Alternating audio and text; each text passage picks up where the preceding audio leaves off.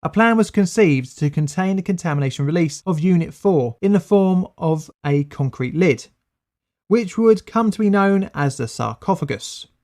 Construction began in May 1986, 24 days after the disaster, to encapsulate some 200 tonnes of radioactive corium, 30 tonnes of highly contaminated dust, and 16 tonnes of uranium and plutonium.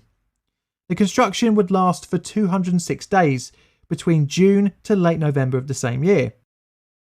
But before the core could be enclosed under the sarcophagus, the next phase of remediation was to remove all the core material that scattered the area, and one of the most dangerous places was the roofs of the buildings surrounding Unit 4. Initially, robots were thought to be able to undertake the clearing works, but due to radiation interference, only around 10% of the debris could be recovered. This necessitated the use of good old-fashioned people. The most basic of equipment was needed for the task, which included protective clothing and a shovel.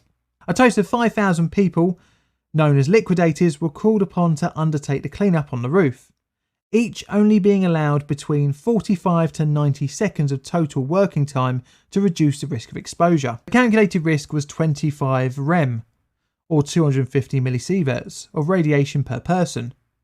There were many more liquidators also used for other clearing up works in the wider area.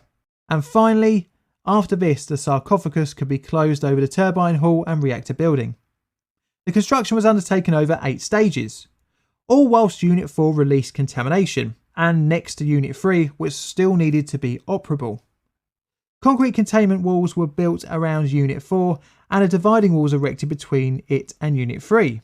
The sarcophagus was placed on top of a concrete containment walls. More than 400,000 cubic metres of concrete and 7,300 tonnes of metal were used during the construction of the sarcophagus. The building encapsulated an estimated 740,000 cubic metres of heavily contaminated debris together with contaminated soil.